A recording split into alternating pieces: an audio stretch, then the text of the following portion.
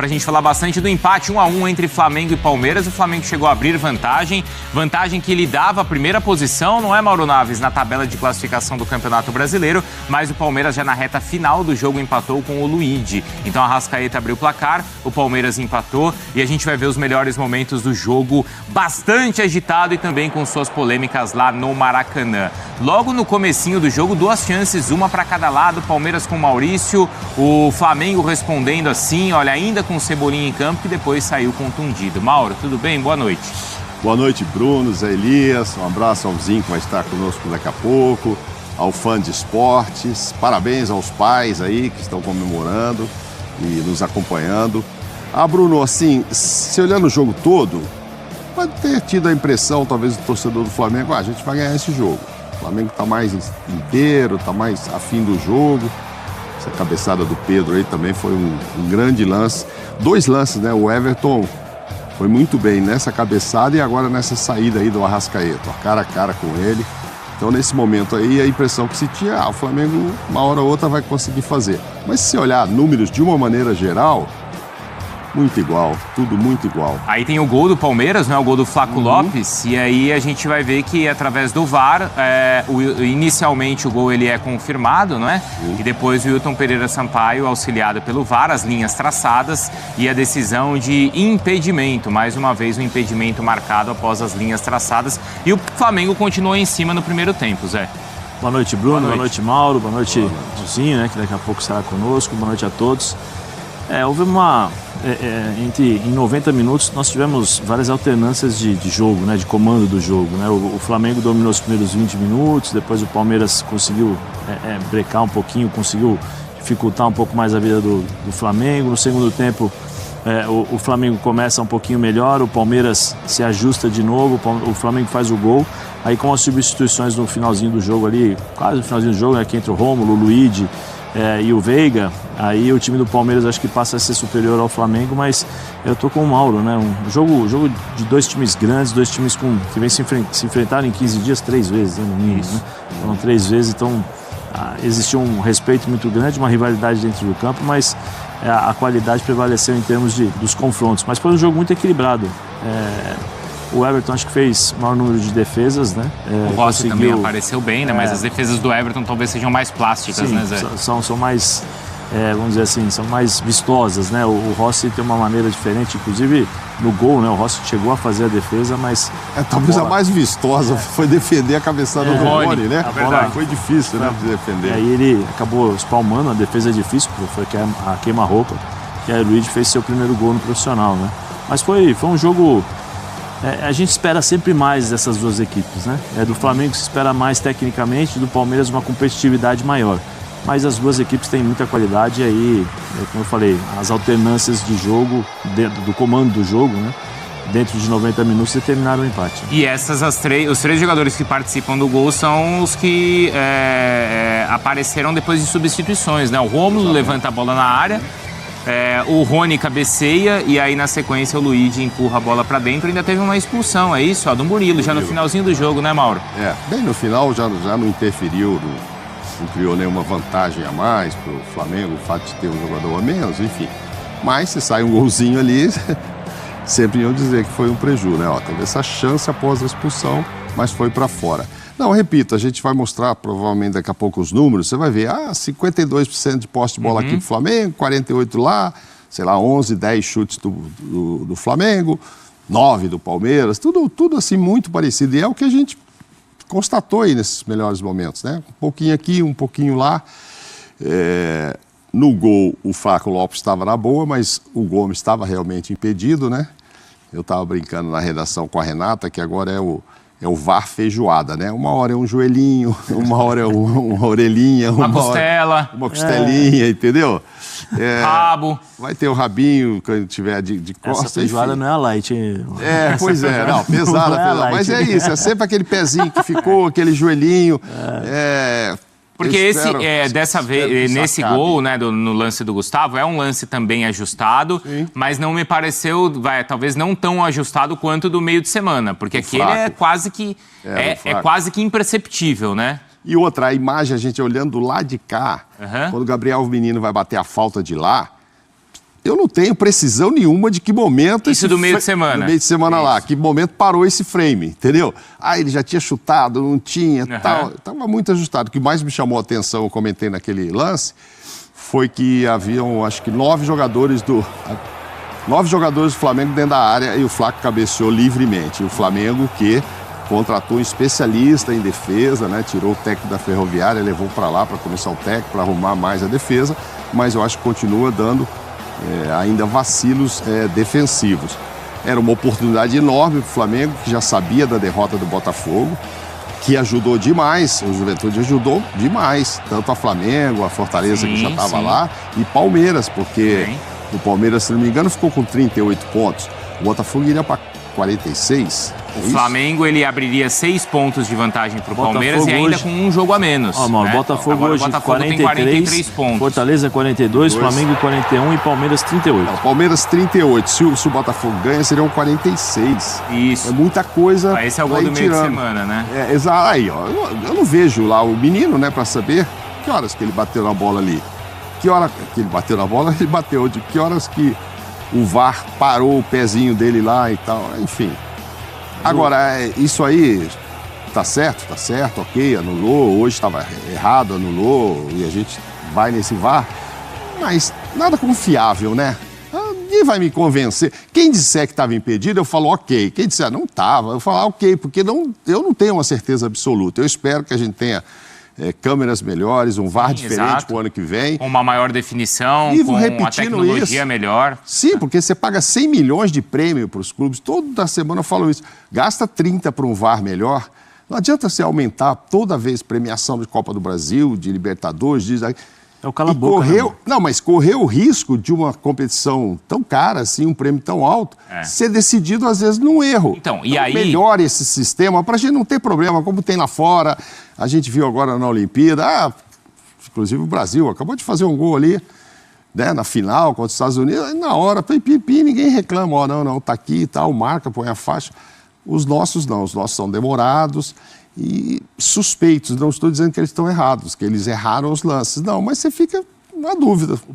A própria, eu não sei se ainda é o mesmo, até perguntar para a Renata quando ela chegar, a própria empresa que faz o software do VAR, ela mesma admitiu, né, que ela não tem uma precisão, que existe Essa atual ferramenta, Renata, faz 5 anos que a Renata conta a mesma coisa pra gente. Tem uma diferença, não, né, a diferença não, e é o importante uma coisa. A diferença não é de 1 centímetro, de 2, é de 30 centímetros. 30, a margem de erro é de 30 centímetros, ou seja, não serve pra nada. Quem tem ali a ferramenta na mão é que decide se quer marcar o impedimento ou não. Porque de um frame para cá ou um frame para lá, você classifica ou você elimina o time, dá uma vitória para um, dá uma vitória para outro. Se você pegar o lance de quarta-feira da semana, né, no meio da semana, você fala gol, passa. Isso passa. Isso que eu te digo, porque não é uma certeza absoluta. Não é uma certeza, realmente, não é certeza absoluta. Mas aí, sabe qual que eu acho que é o maior problema, Zé? Eu não vou nem...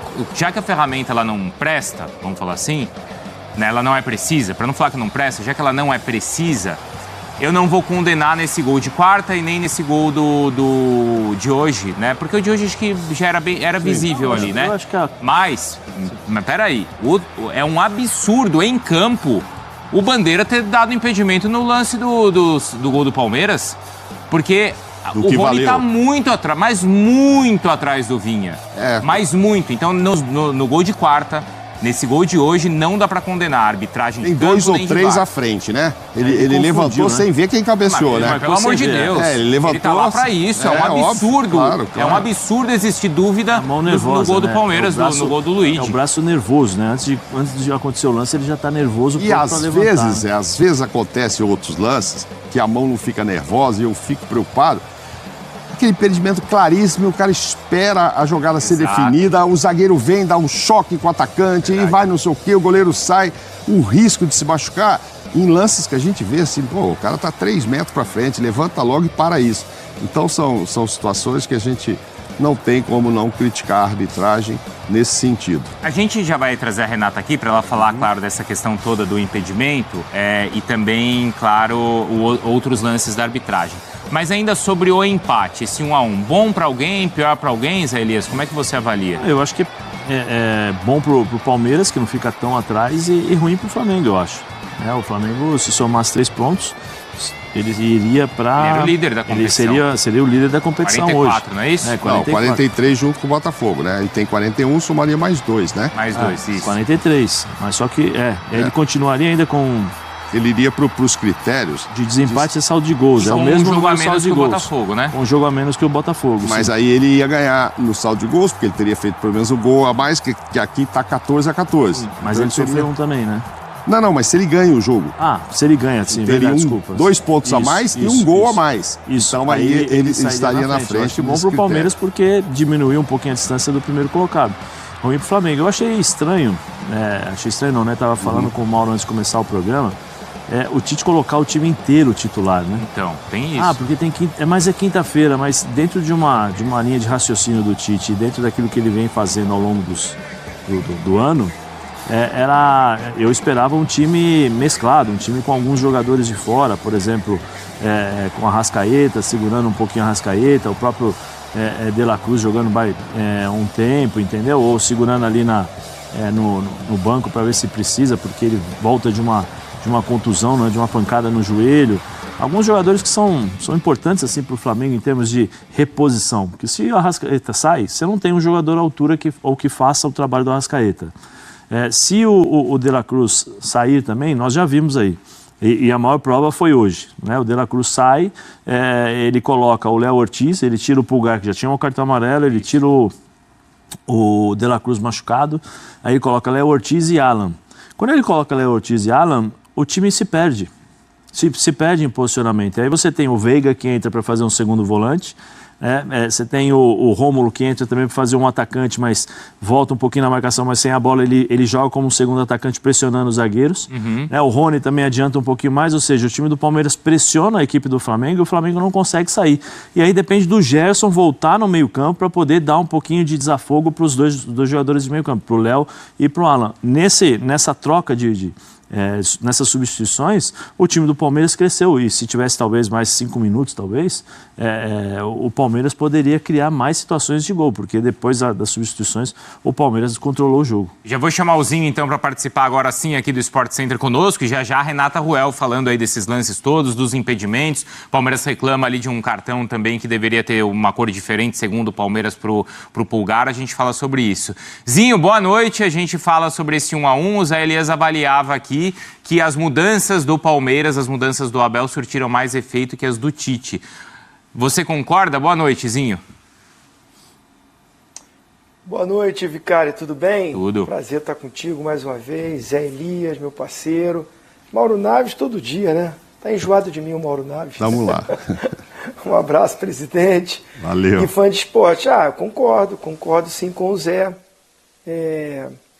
Um jogo bem diferente, né, do que a gente viu desses confrontos de Copa do Brasil, né?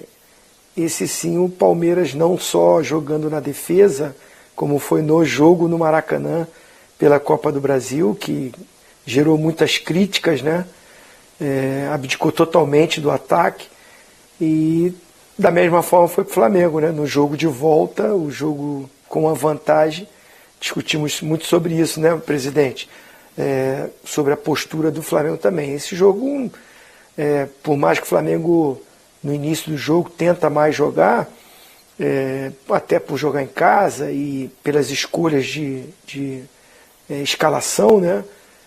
O Tite não poupou tanto assim como o Palmeiras.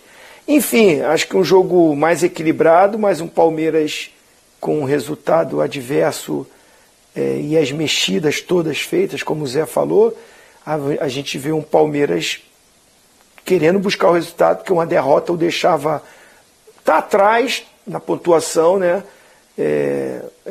Na briga ali pela primeira colocação, mas uma derrota seria muito pior. Então o garoto, né, logo que entra, né, 18 aninhos, fazer um gol num clássico como esse, na rivalidade como está, esse jogo, né, o que ele está representando no cenário nacional, Palmeiras e Flamengo, é a maior rivalidade do momento não, de alguns anos, deve ser com certeza esse garoto aí deve estar vivendo um momento muito especial, o Luigi, né, e acaba fazendo um gol de empate, como o Zé falou, o Palmeiras poderia até no final do jogo, como propôs mais o jogo, buscar outro resultado. Mas no final acho que fica até justo. Agora tem as polêmicas todas, né, Vicai? Vamos esperar a Renata aí, ela vai falar e a gente vai dar a nossa opinião aqui também, mas mais uma vez, muitas polêmicas, né? Você acha, Mauro, que o Flamengo deveria... Porque assim, o Flamengo ele jogou com força máxima, o Palmeiras não, com muitos jogadores titulares, principalmente da defesa, né? Mas não com todos os seus principais jogadores. O Flamengo, você acha que deveria ter feito uma escolha diferente, Mauro? Não, eu acho que era muito importante esse jogo e eu não acreditava mesmo durante a semana. O Zinho não esteve conosco na sexta e a gente discutiu isso e eu comentava com o Zé, que eu acho que o Pascoal, o Silas que esteve conosco, eles tinham dúvidas, assim, achavam que poderiam ser 2 times mesclados hoje por causa dos compromissos durante a semana, né? E Palmeiras principalmente com o Botafogo, né? Sim.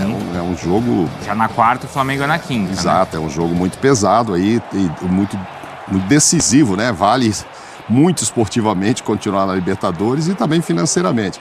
Mas eu achava que não, porque penso eu que se o Abel vai com um time muito poupado e perde esse jogo, aquilo que nós comentamos há pouco, ia ficar muito distante. Por sorte deles, Flamengo, Botafogo, do próprio Fortaleza, desculpa, Flamengo, Palmeiras e do próprio Fortaleza, o Botafogo não ganhou. Mas uma derrota hoje aí do Palmeiras e uma vitória do Botafogo já deixaria uma margem muito grande de pontos. Aí o Palmeiras não passa pelo Botafogo na Libertadores, vai correr só atrás do Brasileiro? Tá, mas muito a quantos longe. Pontos? A 9, 10, entendeu? De novo essa história? De novo aquela história. Então, assim, eu achava que o Palmeiras, mesmo tendo que jogar e tal... uma partida muito importante e ele marcaria. O Abel vai começar a falar. Olhar para o nosso elenco, ver os jogadores que temos disponíveis, que estão em melhor forma física e mental, e escolher os melhores a cada jogo. Nós não temos um plantel não muito extenso, o que também promove que temos feito um trabalho absolutamente extraordinário com os moleques da base, trazê-los para cima, trabalhá-los connosco, valorizá-los. Acho que isso tem sido bem evidente sobretudo nestes últimos 2 anos, começando no Hendrick, Luís, Estevão, Vítor, Luigi agora. Sem dúvida nenhuma que somos a equipa que mais promove e valoriza o trabalho da formação, sendo que também somos obrigados a ganhar. Acho que somos das equipas mais jovens. E como te disse, temos uma série de jogadores lesionados, vocês já viram, o último jogador lesionado foi o Dudu, que vai estar fora no mínimo 1 mês, vai ter que ter um trabalho de recondicionamento específico, não está em condições de nos poder ajudar, e nem se ajuda a ele, nem ajuda a equipa, portanto já falei com o Nuco Sul e Performance sobre isso. Portanto, vai entrar no programa de recondicionamento, não sei quando vai estar disponível, mas temos outros jogadores. Acho que hoje fizemos uma belíssima partida, por aquilo que queríamos, merecíamos ter ganho o jogo, e falo numa palavra que tem a ver com coragem. Eu acho que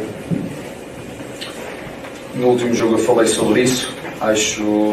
Eu não consigo entender como é que o jogador do Botafogo é expulso na Copa do Brasil e hoje o jogador do Flamengo não é expulso, quando até a língua trilha e dá na cara. Acho que há uma falta de coragem, porque é só seguir as regras.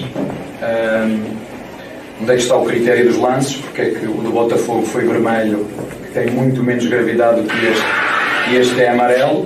Quando nós temos recurso a VAR, não consigo entender, sinceramente, eu não consigo entender.